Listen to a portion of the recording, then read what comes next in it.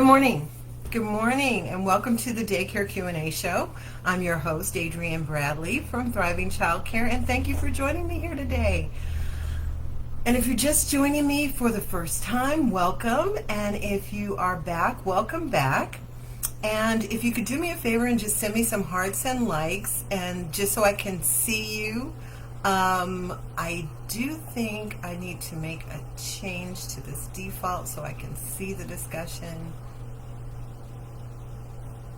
Let me expand that and see. Okay, got it. So hopefully I will be able to see any of the comments that come up. Sometimes this dashboard doesn't work very well for me. But anyway, yeah, so send me some hearts and likes so I can say hi and welcome you to the show personally. And if you're watching this on replay, please put hi in the comments below so I can say hi to you as well. And if you would do me a favor and hit the like button and consider subscribing too, that would be great. All right, so I always start the show with a few housekeeping notes. And of course, I let you know that my dogs are behind me. So if you hear some jingling, that would be them. But they're painting the house next door. So if you hear some background noise, that's the painters. So hopefully it won't come through too loud.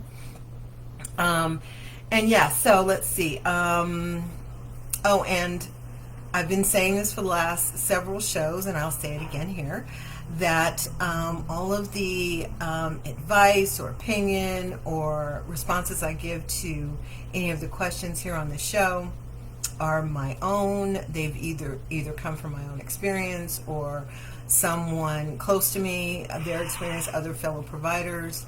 But yeah. And feel free to take what works for your business and leave the rest. Not everything works for everybody, we know that, but I'm just here to help and to give you maybe a different perspective on maybe an issue that you're dealing with or something similar, and to maybe get you thinking about how you might handle it yourself. And I'll just say this here, I was going to say it later, but if you have any other opinion on any of the questions, please leave it in the comments. I'm sure that the providers would appreciate as much advice as they can get. So please feel free to do that. And if you have any questions, I will try to get to them. I'm on a time crunch today, so I'm not going to be going long, I don't believe. But do leave your question, and if I don't get to it in this show, I will reply in the comments and maybe put it on next week's show. Okay? Let's see. That was something I needed to remind you of. Okay. And lastly, we have our weekly giveaway. I'll give you more information about that later in the show, so stick around for that. But in case you do have to leave early, remember you can catch this replay on our YouTube channel tomorrow afternoon. I try and get it up. Actually, I try and get it up before the afternoon, just in case something goes wrong. So you can catch the replay there, and you can get in on the giveaway too. So, all right. So let's see what's going on in the Thriving Childcare universe. First, today's show is sponsored by the Provider Planner and Organizer, our luxury planner just for childcare owners. And by the way, now is the perfect time to get your planner. Before the holiday rush, before the end of the year, New Year's, all of that. Get it now, and you can start planning out the school year and into next year. Your plans, you'll have them laid out long before the ball drops. So there is a link in the show notes here for you to go over and check out our planner. We still have a few of the stripe planners that are, we have extras of those, and so they are on discount, so you might want to check those out before they're gone. Okay, so let's see. Sorry about that. I forgot I have my focus timer on. Okay, let's turn that on. All right. Now, before we dive into the questions, I want to do something that I did for the first time last week, which was to go to our planner and to look and see what kind of fun observances are going on this week. So today is actually Book Lovers Day. So I know you probably read to the children every day, but today is Book Lovers Day. Maybe ask the children what their favorite book is, and if you have that book, maybe either, something we did at the childcare that was really fun was we asked the children to read to the other children, and the ones that were old enough and knew the story, it gave them so much confidence to sit in front of the other kids and actually read their story. And even if they, don't get the story completely right, it's still really cool to see them do that. So you might want to try something like that. And tomorrow is National S'mores Day. So that sounds like a call to a snack if I ever heard one. So consider that. Maybe some mini s'mores. I bet you there's a recipe for mini s'mores out there. But yeah, or your own spin on s'mores. Maybe yogurt dipped graham crackers and call that s'mores. I don't know. Anyway, all right, so let's move on. So let's jump into the questions today, and just let you know that's what we do here. We address questions from other child care providers and try and give them some help with some issues that they're dealing with, because I love a rant, and I've said this before, I love a rant, and there's plenty of places for us to go and put our rants out there, and sometimes that's all we need to do, but most times I love a resolution over just a rant. So that's what we're trying to do here with the show.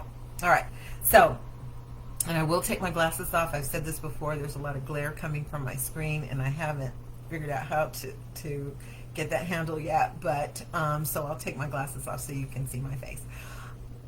Let's see. Let me turn my light on so I can see it, so I can actually see what's going on. Here we go. All right, the first question is, this is from Anonymous. A lot of the questions are anonymous, and that's fine. I'm torn. My husband and daughter want me to close my daycare next year to be a stay-at-home mom again. I miss focusing on my health and family, and my husband supports this. Before, I was a personal trainer spending hours in the gym, but I love the kids I care for, and I have a good reputation. My husband dislikes the invasive inspections by licensing, and my daughter wishes I could be more present at her school. Our evenings are busy, leaving little quality time. I'm torn between my daycare and my family desires. Yeah, that's a really good question. I don't think we talk about that enough, because I've said before, when I started my childcare, which was over 20 years ago, my children were already in high school or out of high school. I have grown children. And so it wasn't a situation that I started to, spend more time with my own children at the childcare. It was, not that situation for me. But I know a lot of providers start in this field because they have young ones that they want to spend time with and be home with, but they also maybe need to provide an income as well. Let me take my glasses off. I said I wasn't taking them. But what happens when that changes? What happens when your kids that you were spending time with, your own children, are now in school? And I can tell you from experience, the older they get, the more involved in other things they get, and that means the more activities and the more things that you could possibly have some conflicts with time when it comes to running your childcare.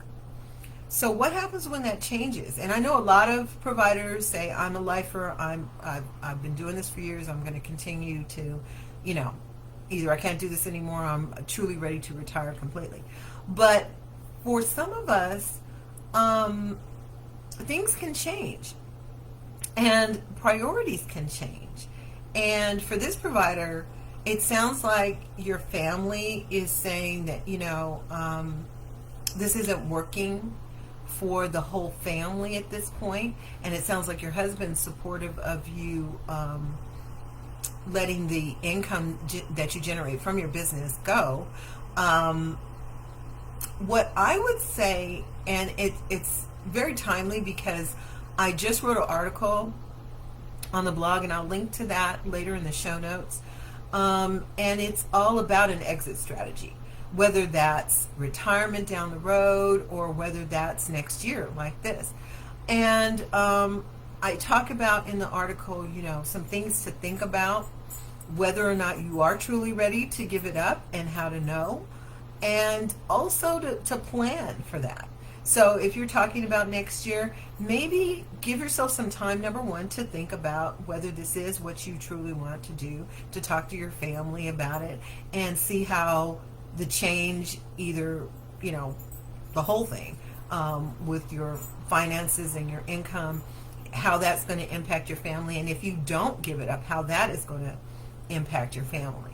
But just like when we started our business, or hopefully when we started our business, we gave a lot of thought to starting the business, especially if you're in a home-based environment.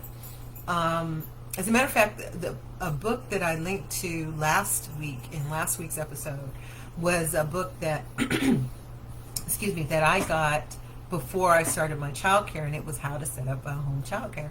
And one of the first chapters talked about, it might have been the first chapter, talked about having a discussion with your family and making sure that they were on board with this. And I was talking to another provider last week on a question, and she was considering starting a business, and because she did have young children, like I was talking about earlier. But you need to think about, how are your children going to feel in the space where, that's normally just their space, their toys and everything there is kind of their domain. But think about the same thing kind of applies if you're thinking about closing your childcare. Give it some, do your due diligence, give it some serious thought, and consider everything that will be impacted either way.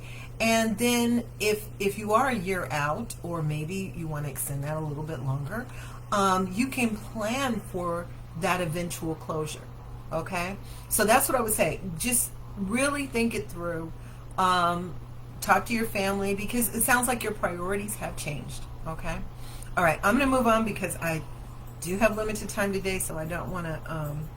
I'm trying to get to as many questions as I can. Okay, the next question is, another anonymous. I'm completely new to this business owner stuff and feeling utterly lost.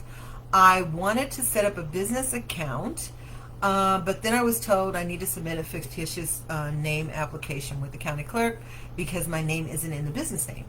Has anyone else dealt with this? What did you end up... Did you end up adding your name to the business, or did it vary depending on the bank? Thanks for the advice. Okay, well, I'm in California, and, every state is different. The way that, all of their laws and everything are different from state to state is what I want to say.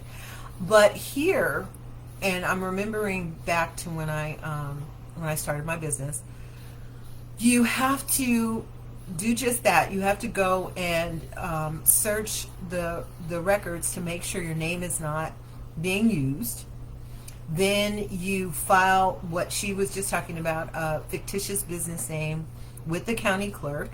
And you can look all this up. You can Google this for your state and county, and they'll tell you how to file a fictitious business name. And then unless things have changed, you're supposed to take that and post it in a newspaper.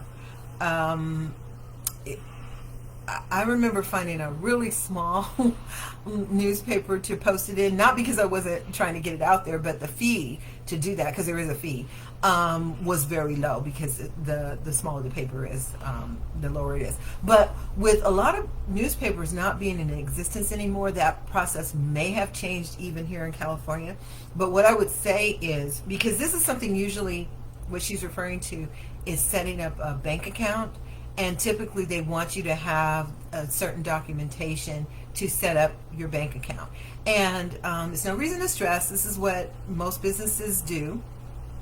And you can they usually have a checklist at the bank, what they require. Some don't require certain things, and some do. require other things. And like I said, it varies from state to state. So check with your bank, get that checklist, find out what they require to open up your account, and then go and get that documentation. Like I said, I'm in California, so it may be different wherever you are, but and check with your county clerk or whatever entity it is in your state that deals with a fictitious business name to find out what the process is now, because we know that a lot of publications have just gone online solely, and there's not that many print newspapers out there. So it could change, but it's not a big deal. It's something that we all need to do, because we need to remember we are in business, and this is an actual business. So if you're wanting to set up an account, which you need to do for your business, then you need to have these documentations. It's not that hard to get. So yeah, so hopefully that helps. The next question, another anonymous. They say there's a big demand for childcare, but I've been open for about 6 months now, maybe even longer. I currently have 4 available spots. During the summer, I was fully booked, but now those 4 spots are still open and no one has taken them. I've put up flyers around town and posted on childcare Facebook groups. I'm even offering a discount to parents in the program if they refer someone to join. This is how I cover my bills since I can't afford childcare myself. Any other suggestions or ideas to grab people's attention? Okay. Yeah, I have some more ideas. And here's the thing. And I every time this question comes up, I wind up saying the same thing, so I'm sorry if you have heard this before, but you need to get in the habit of marketing all the time. And I know that might sound exhausting, and you might think, well, why would I keep doing that if I'm full? Well, as I've said before, you never know. I know for myself and for many other providers, you never know when a family is going to leave. And just like you're saying here, maybe in the summer you were full because the kids were out of school and whatever the case is, but now going into the school year or the fall, you have these spots open. But this is going to be a constant thing when you're in business. You're going to need to market and find new clients all the time. And a funny story, I was talking to a friend, this is so long ago, but I was talking to a friend, we were on vacation with them, and I was telling her that I needed, same thing, I needed to find new clients.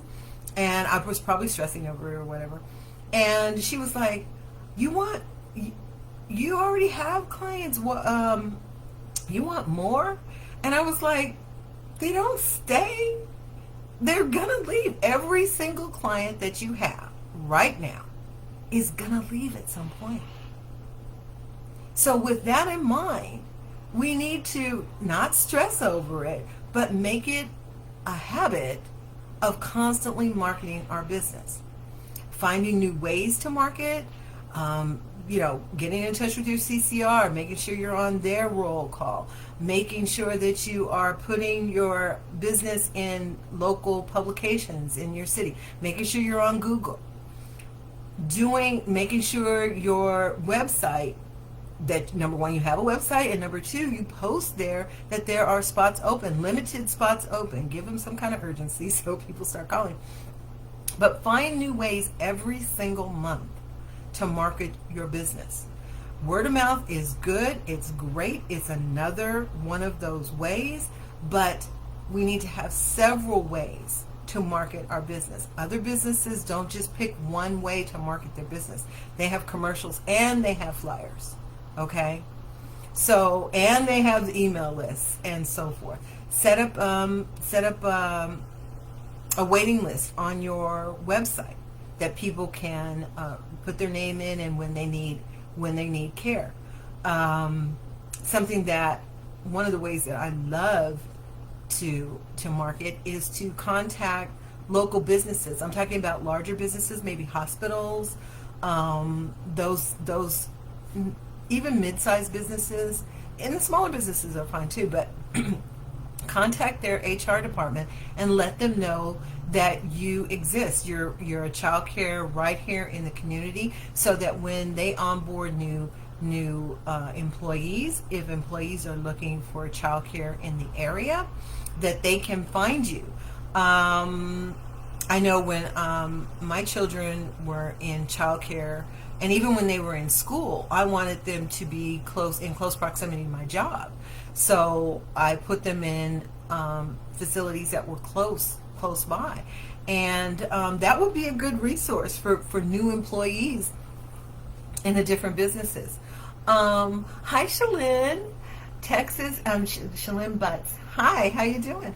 She said, yes, in Texas you need a DBA, which is a doing business as, and it needs to be filled in at the county clerk office. Then a bank will recognize you as a business, and you can open a bank account. It's really easy. Exactly. So it sounds like it's very similar. I hope I'm saying your name right, Shalyn. Let me know if I said that wrong. It sounds like it's a similar process as it is here in California, but it's super easy. And just Google it for your county, your state, and your county, and they'll probably have it laid out very simply for you to do that. There's no reason to stress over it. It is something that we all have to do. Okay? All right. Let me move on to our next question. Let's see. Oh, it's giveaway time. Yay, it's giveaway time. Okay. No, I have to put my glasses on for this. I started to take them off, but I can't see. Okay. So this week, attendees live, or if you're catching this on replay, you can get this as well. We are giving away a copy of our questions for childcare providers to ask parents. It's a checklist that we have in our shop. It's a very popular checklist because I realized not enough of us we have the parents ask us questions, but we don't ask enough questions of these prospective parents. We always want to make sure that we have the best shot of enrolling our ideal client, our target client. So these questions they're like the bare minimum of things that you should ask. But this week you can get this checklist for free. I will leave a link in the notes here and in the show notes where you can go over, but use the promo code FREE4ME. That's FREE, the number 4, ME, all together, okay? FREE4ME. And you can get this checklist for free. You can get this all the way through next week, Tuesday of next week, which is August 15th, 2023, at 11:59 p.m. You can get it all the way till then, but do use that promo code FREE4ME, and you can get that for free. All right, let's move on to our next question. We're getting close on time here. Next question, another anonymous. I'm struggling to figure out what to do. We're dealing with a toddler who has a biting issue. We've put a behavioral plan in place, but the child keeps biting when they want something another child has. Our policy states that if a child has 2 biting incidences in one day, they have to be sent home. Even though we know this behavior is developmentally normal, my main concern is the safety and well-being of the other children. Despite our best efforts, we haven't seen any improvement in this behavior. Could you please provide me with all your tips? Given that behavior hasn't improved, should we consider terminating this child's enrollment? Okay, so most of us have had this situation. I know I've had this situation a number of times with a biter. It is nerve-wracking. It is absolutely nerve-wracking. I had one child, and he actually bit another child in their face. And I don't know if you've seen a bite, but it's not something that goes away very easily, and it leaves a mark, is what I'm saying. It can't be missed. And I had another child that was just biting everybody, and this one little boy went home, and he had bites all over his back. And this was really early on, and I didn't know how to handle it. I really, honestly didn't know how to handle it. Later on, whenever I had that situation, I would call the parents in, and we'd have to have a talk, because you are caring for more than just that one child. And I don't know about other states, but here I've heard of incidents where licensing can use that to say that you don't have enough supervision over the children. You know, like if you're stepping away to even make meals or change a diaper, is this child going to bite this other child? But licensing will still say you don't have enough eyes on this child.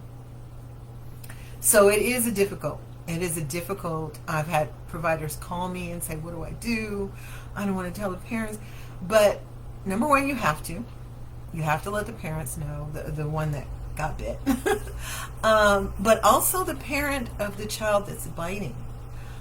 Is there something going on? How are they dealing with it at home? You need to have those conversations.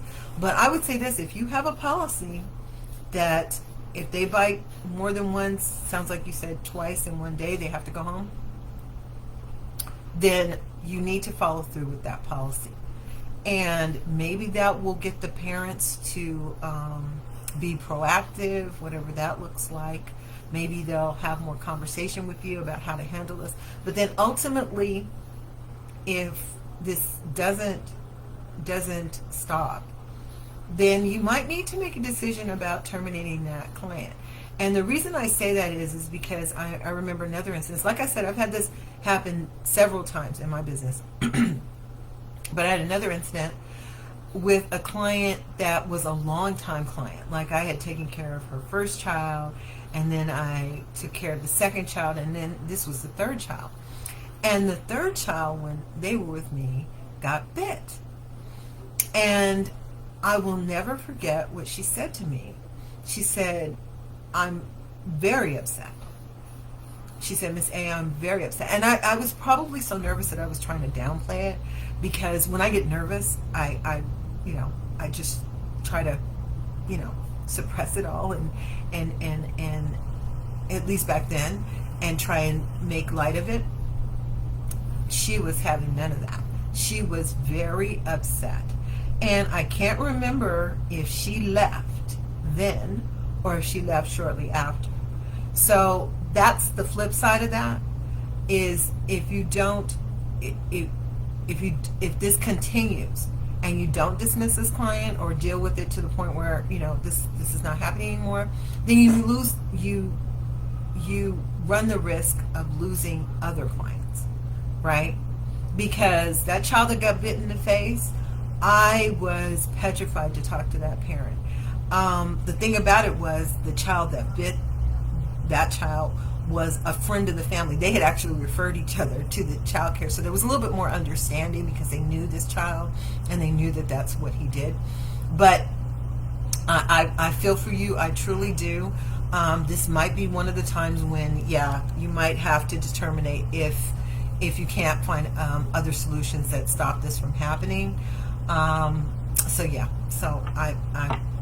I feel for you. I truly feel for you, because I know what it's like. You can hear, I've dealt with it myself. But and this is something that you might want to really consider, because how you're going to deal with this situation, because 9 times out of 10 it's going to happen again. Okay. All right, I'm going to move on to, I think, the last question here today. Yep. It says, this is another anonymous, seeking guidance here. It's been 2.5 years since I opened, and I now have my 5th director stepping down. Oh, wow. That's a total of 5 directors in just 2.5 years span. I'm really unsure about how to handle this situation. Is this level of turnover typical in the post-COVID era? Well, I don't know about post-COVID, but I will say this.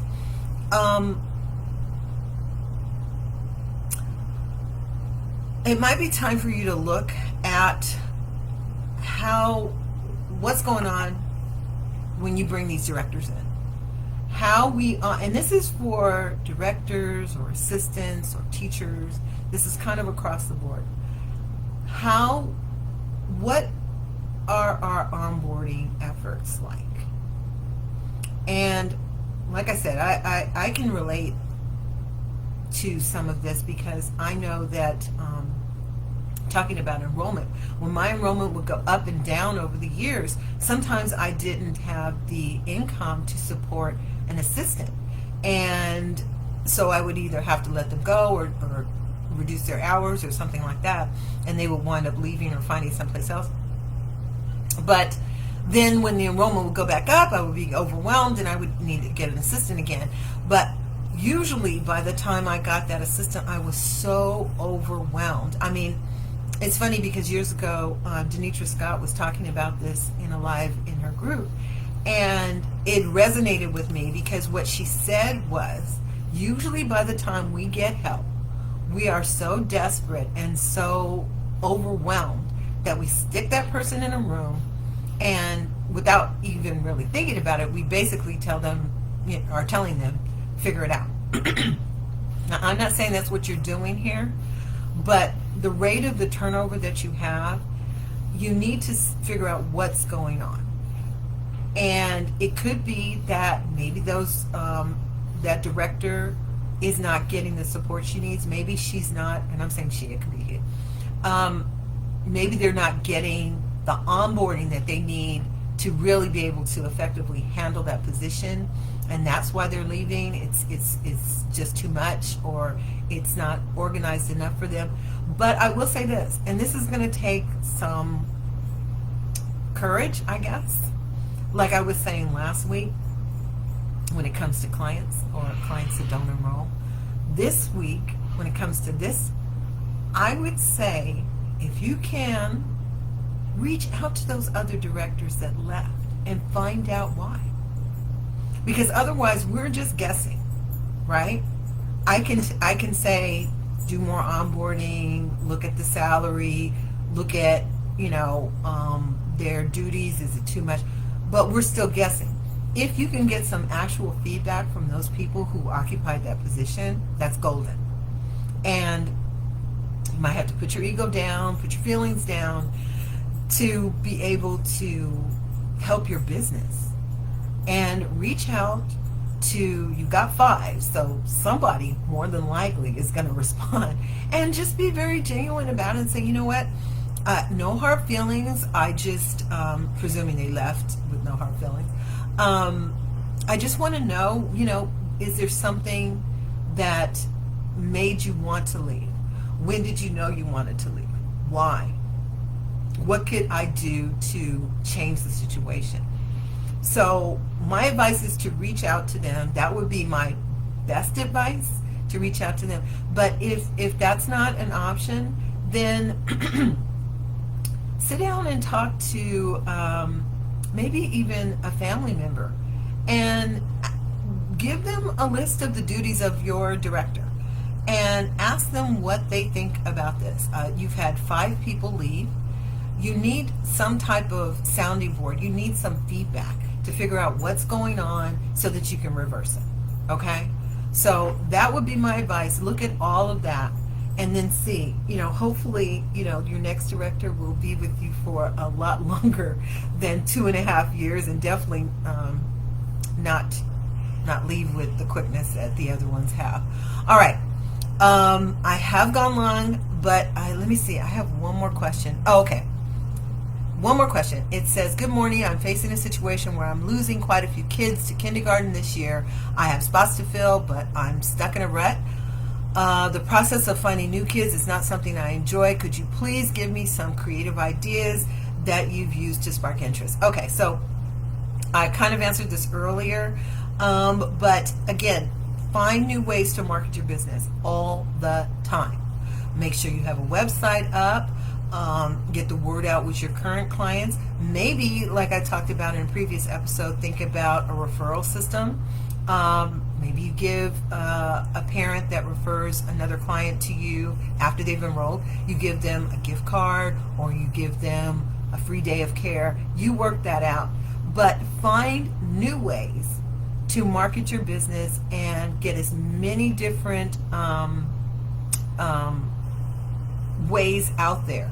Okay? But don't stop. Even when you get full, you can always refer to someone else. You can always put them on a waiting list so that if you do have a client next month that leaves, you can reach back out to the client that you had to say no to. But constantly, I just can't say this enough, because I've been in those situations where I wrote a post years ago that was called the Mass Exodus. That just lets you know how many left. And they were all the same age, and they left it all at the same time. And it was shocking, because it was the first time that happened to me. But after that, I realized I have got to keep getting the word out about my business. Excuse me. Because you never know when there is going to be a spot available. Okay?